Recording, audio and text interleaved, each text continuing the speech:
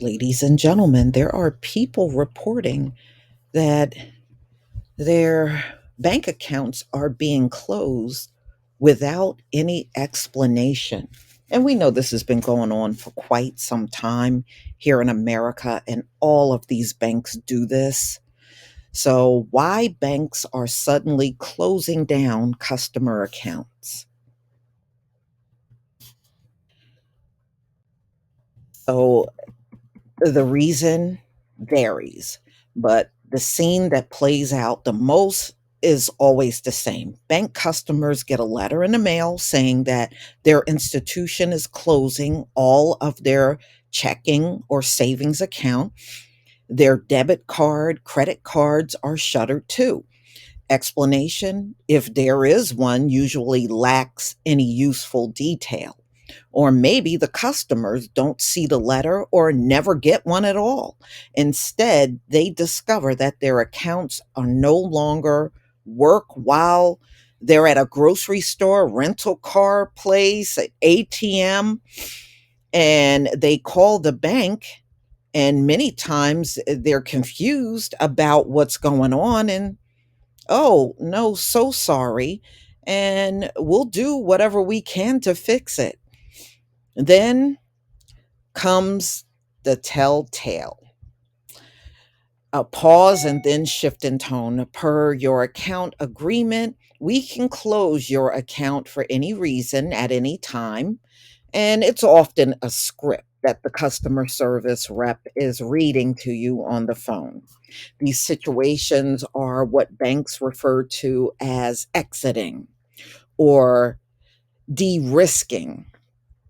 This isn't your standard boot for people who have bounced many checks. Instead, a vast security apparatus has kicked into gear, starting with regulators in Washington and trickling down to bank security managers and branch staff eyeballing customers.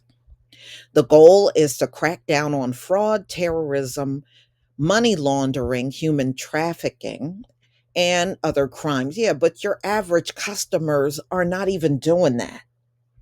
And it's certainly not most of the people that they shut down. They're not doing that, and they don't have that kind of activity on their accounts. In the process, banks are evicting what appears to be an increasing number of individuals, families, and small business owners. Often, they don't have the faintest idea why their banks turned against them. But there are almost red flags. Transactions that appear out of character, for example, that lead to the eviction, the algorithm generate alerts are reviewed every day by human employees. The bank generally won't say how often they are closing accounts this way, but they're not tracking how often they get it wrong. But the federal data offer clues. By law, banks must file a suspicious activity report when they see transactions or behaviors that might violate the law, like unexpected large cash transactions or wire transfers with banks in high risk countries.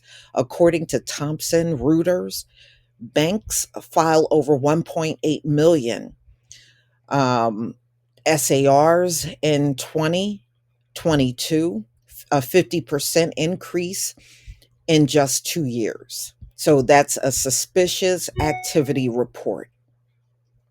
This year, the figure is on track to hitting nearly 2 million. Multiple SARs often, though not always, lead to a customer's eviction.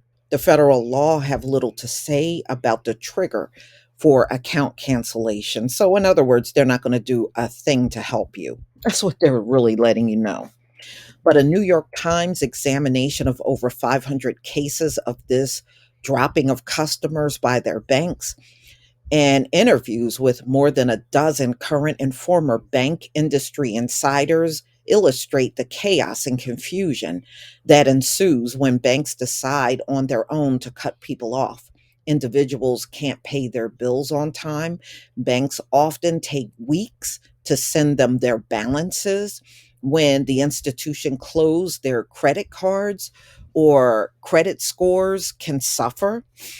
Upon cancellation, small businesses often struggle to make payroll and must explain to vendors and partners that they don't have a bank account for the time being, as if the lack of explanation and recourse were not enough. Once customers have moved on, they don't know whether there is a black mark or something on their permanent record that will cause a repeat episode at another bank. If the bank has filed an SAR, it isn't legally allowed to tell you, and the federal government prosecutes only a small fraction of people whom the banks document in their SARs. So as a result, you don't know what you're under suspicion for. You feel like you're walking around wearing a scarlet letter, and this is according to Caroline Porter, whose Citibank accounts were shut down abruptly last year. The bank facing even more aggressive regulators and examiners. And, in many cases, people are saying they get no explanation at all. Banks don't tell them, they just shut the account down, and that's the end. So, we want to build a long term relationship with our clients, which is why accounts are closed only after appropriate review and consideration of the facts.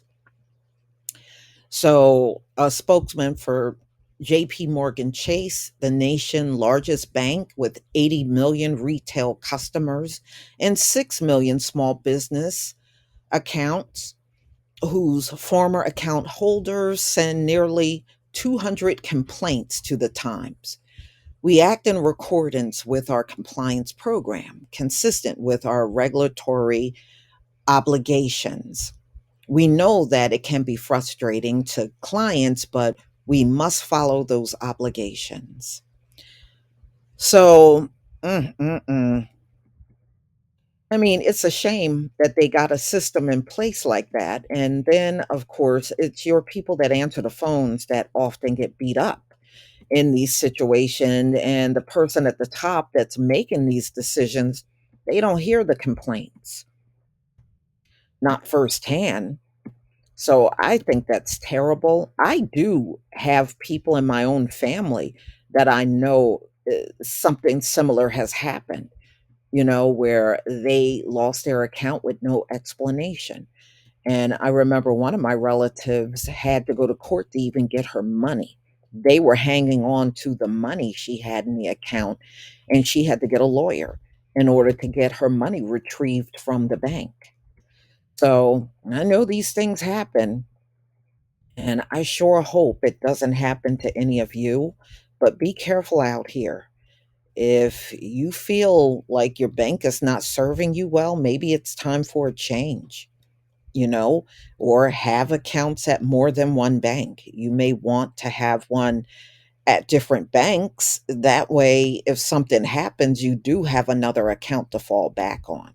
But that's terrible that they are doing this, and it's happening more often to people with no explanation, and people got to wait weeks and weeks on end just to get their money, and in some cases you may have to fight for it. But tell me what you think about this video. Please leave your comment and subscribe. Don't forget to hit on the notification bell, and I'll see you on the next video. Peace, family.